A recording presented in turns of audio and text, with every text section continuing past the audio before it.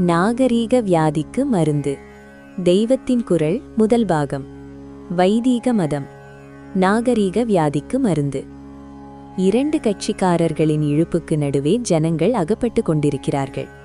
சாஸ்திரங்களின் வழியிலேயே போக வேண்டும் என்று சொல்கிற நாங்கள் ஒரு பக்கம் இழுக்கிறோம், சாஸ்திரங்களை மாற்ற வேண்டும் என்கிற சீர்திருத்தக்காரர்கள் இன்னொரு பக்கம் இழுக்கிறார்கள்.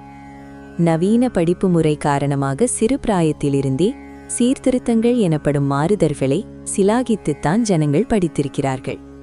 படிப்பு இப்படி இருந்தாலும் பழக்கம் அடியோடு போகவில்லை.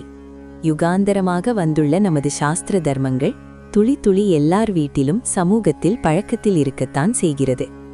அந்த பழக்க வாசனை ஒரு பக்கமும் ஜனங்களை இழுக்கின்றன. இப்போது ஏற்படுத்திக் கொண்ட நாகரீக வாழ்க்கையில் திருப்தி இல்லை என்று எல்லோருக்கும் தெரிகிறது. பழைய காலத்தில் இருந்த நிம்மதி இன்று இல்லை என்று அனைவருக்கும் சர்வ நிச்சயமாக தெரிகிறது. இப்போது முன்னை விட அதிக பணம் இருப்பதாக பாவனை இருந்தாலும் தரித்திரம் போகவில்லை என்று நன்றாக தெரிகிறது. எல்லாம் சுபிக்ஷமாகிருக்கிறது, நம் தேவைக்கு அதிகமாகவே தானியம் விளைந்திருக்கிறது என்றெல்லாம் சொல்லப்பட்டாலும் எங்கே பார்த்தாலும் திகில் போகவில்லை. முன்னே இருந்த கூரை அல்லது ஓட்டு வீடு இப்போது மாடிக்கட்டளமாகிவிட்டது. அப்போதெல்லாம் ஏதோ 4-5 பாத்திரங்கள், பனைமட்டை பெட்டி, சுரைக்குடுக்கைகள் இவை மட்டுமே வீட்டுக்கு வீடு இருந்ததெனவென்றால் இப்போது ஏராளமாக பண்டங்கள் வந்து நிரம்பிவிட்டன. இவையெல்லாம் நாகரீக வாழ்க்கையில் வந்தவைதான். ஆனாலும் அன்று இருந்த நிம்மதி இன்று இல்லவே இல்லை என்று தெரிகிறது.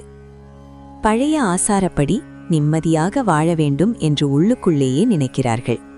ஆனால் வெளியிலே நாகரீகத்தையும் சீர்திருத்த பெருமையையும் விடுவதற்கு துணிச்சலில்லை.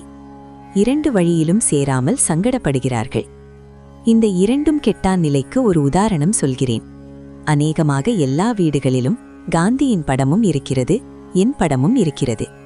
ஆனால் காந்தி சொன்னாரே என்பதற்காக விதவா விவாகம் பண்ணிக்கொள்கிற துணிச்சலும் 3/4 பேருக்கு வரவில்லை. நான் சொல்கிறேன் என்று குடுமி வைத்துக் கொள்கிற துணிச்சலும் இல்லை. பாவம், ஜனங்கள் நிலை தெரியாமல் இரண்டுக்குமாக ஆடிக்கொண்டிருக்கிறார்கள். உறுதி வேண்டும். சாஸ்திரத்தில் தளராத பிடிப்பு, தைரியம் அவசியம் வேண்டும். சாஸ்திர விஷயங்களில் கொஞ்சம் கொஞ்சம் விட்டுக் கொடுப்பது என்று வந்தால் கூட கடைசியில் வெறும் லௌகீக சௌகரியத்தை மட்டும் அனுசரிக்கும்படித்தான் ஏற்பட்டுவிடும். சிலர் நல்லெண்ணத்துடனேயே என்னிடம் வந்து தர்மசாஸ்திரங்களை ரிஷிகள் ஏற்படுத்தியிருக்கிறார்கள், நீங்களும் ரிஷி மாதிரி இருக்கிறீர்கள், அதனால் காலத்துக்கு தகுந்தபடி சாஸ்திரங்களை மாற்றிக்கொள்ளுங்கள் என்று கேட்கிறார்கள். வயலில் களை எடுப்பது போல இப்போது காலநிலையை அனுசரித்து சில ஆசார தர்மங்களை எடுத்துவிட வேண்டும் என்பது இவர்கள் அபிப்பிராயம். இப்போது சிலவற்றை களை என்று நினைத்து நான் எடுத்தால் இன்னும் கொஞ்ச காலத்துக்கு பின் இன்னொருத்தர் வேறு சில ஆசாரங்களை களை எடுக்கலாம். இப்படியே போய்கொண்டிருந்தால் எது பயிர் எது களை என்கிற வியவஸ்தை இல்லாமல் வயல் முழுவதுமே போய்விடும்.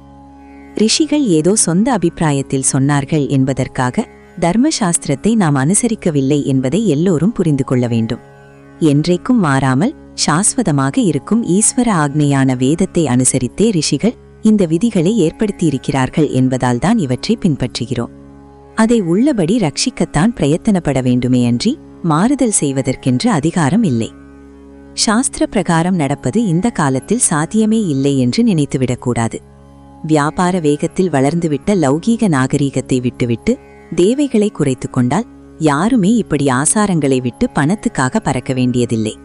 பணத்துக்காக பறக்காத போது பகவத் ஸ்மரணத்துக்கு நிறைய அவகாசம் கிடைக்கும். வாழ்க்கையில் நிம்மதியும் திருப்தியும் சௌக்கியமும் தன்னால் உண்டாகும்.